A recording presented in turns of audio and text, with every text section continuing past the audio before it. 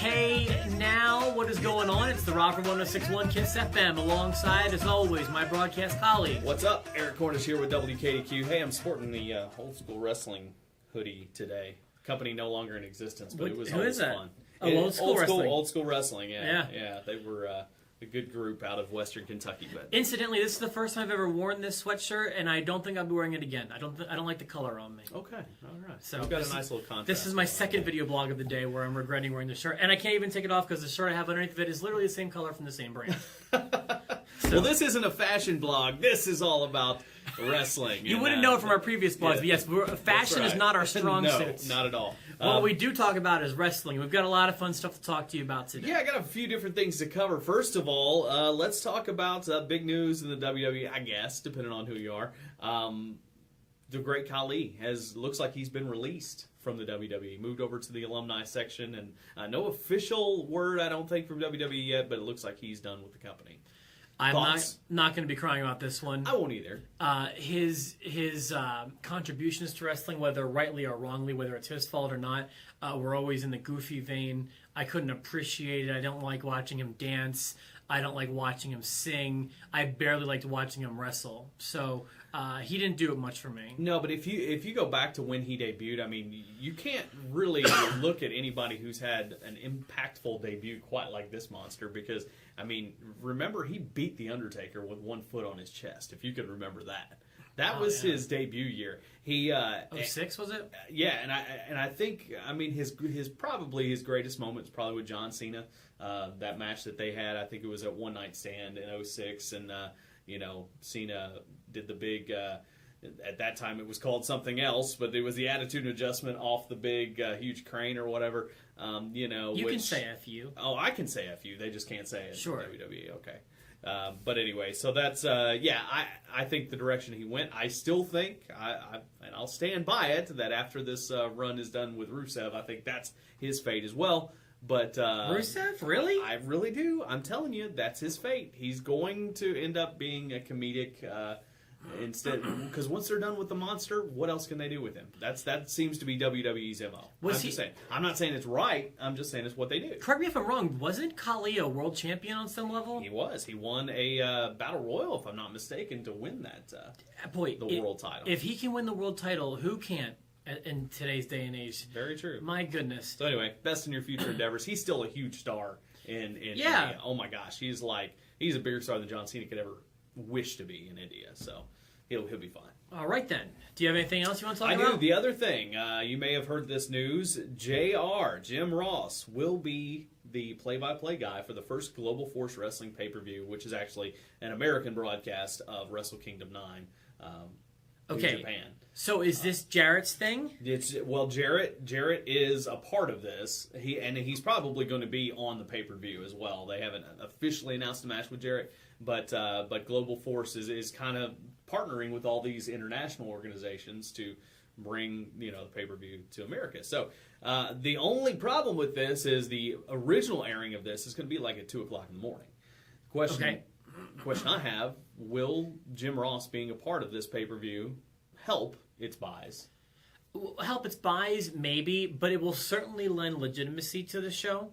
I think that for people like us and for most wrestling fans right now, Jim Ross is the voice of wrestling. Mm-hmm. You can talk about Gordon Sully, you can talk about Lance Russell. Those are all great announcers. Even to me, I always thought McMahon was good, but he was the voice when I started watching wrestling. Monsoon and Heenan, those are for the older fans, I suppose. Jim Ross is the voice of my wrestling childhood and my wrestling heyday.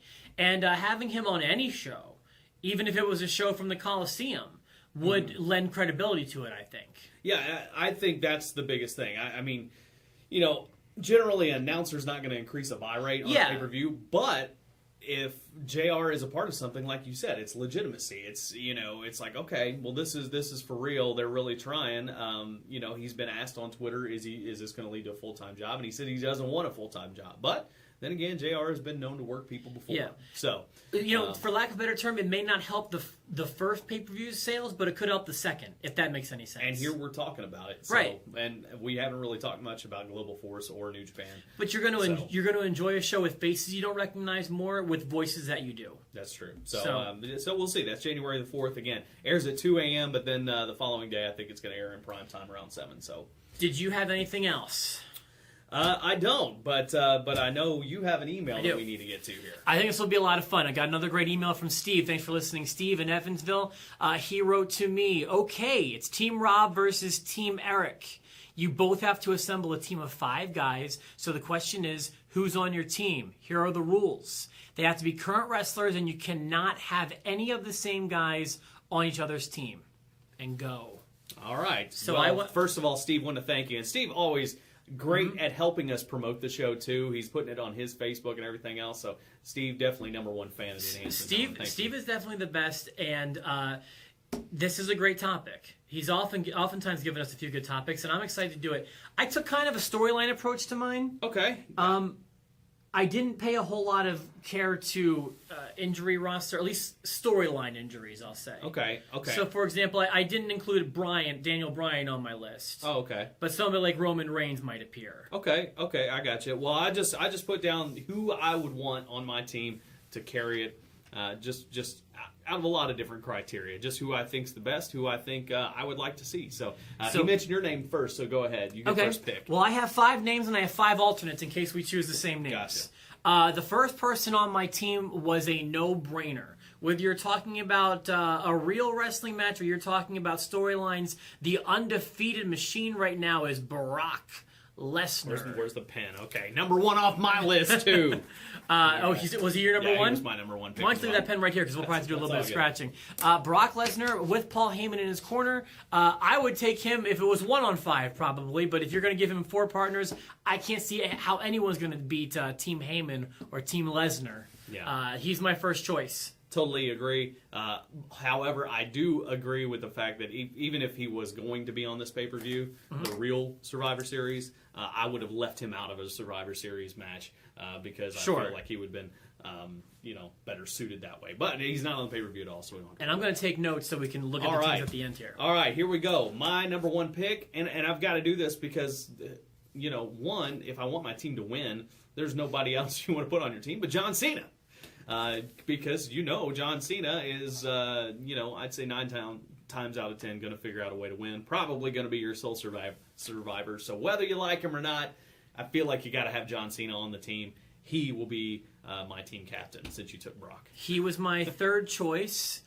Sandwiched in the middle there is a controversial figure, but joining Team Rob is Rusev. Ooh, Rusev, nice. Machka, or whatever they say there. Yeah. He's joining Team Rob because he's also unstoppable right now. And imagine those two together, just Brock and Rusev as a team.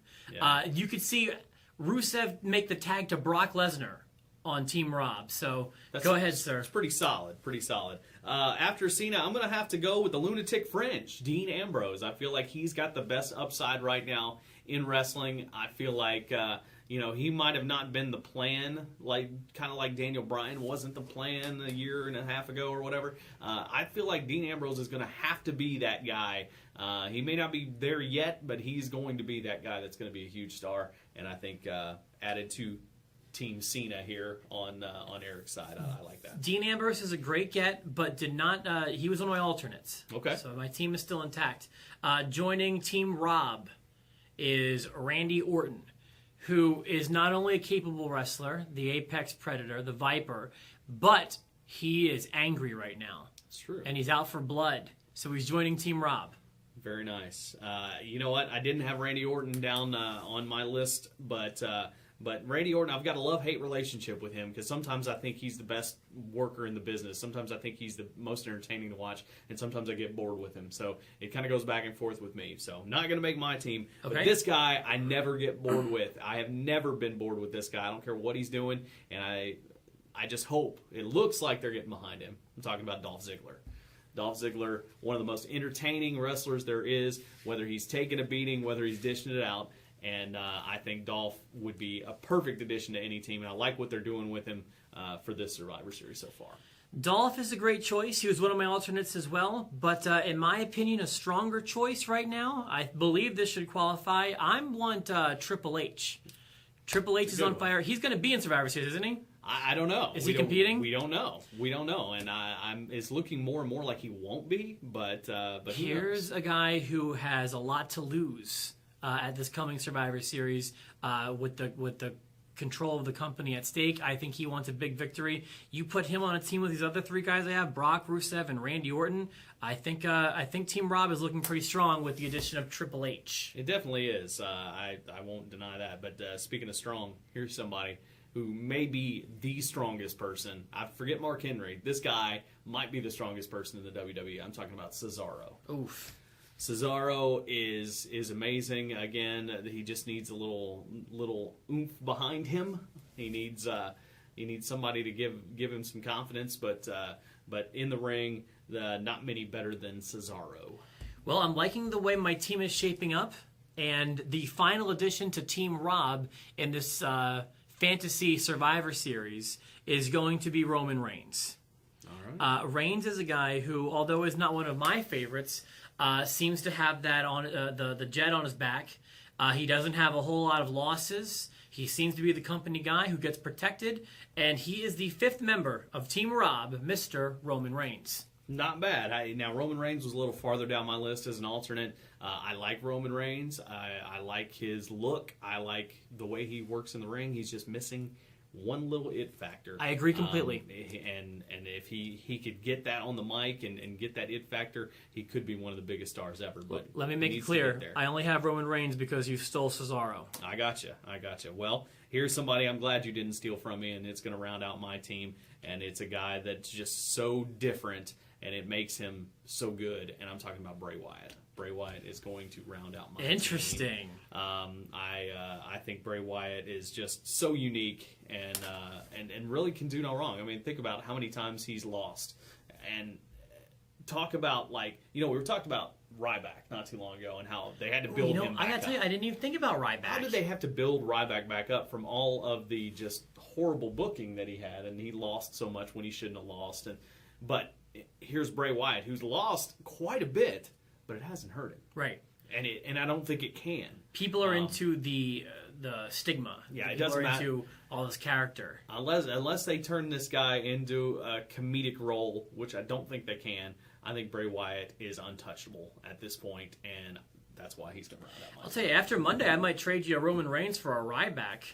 But nevertheless, why don't we let the listeners decide on who would win the Survivor Series match? Sounds good to me. On Team Rob, you've got Brock Lesnar, Rusev, RKO, Triple H, and Roman Reigns. Pretty solid. That's a strong team. Yes. On the other side, Team Eric, John Cena, Dean Ambrose, Dolph Ziggler, Cesaro, and Bray Wyatt. That's a heck of a Survivor Series, folks. Yeah, I'm worried. I'm worried, with the power that you have on your team, but I've got a lot of young up-and-comers with a great leader in John Cena. So that's my campaign. One interesting thing I think is worth noting, none of us named Seth Rollins.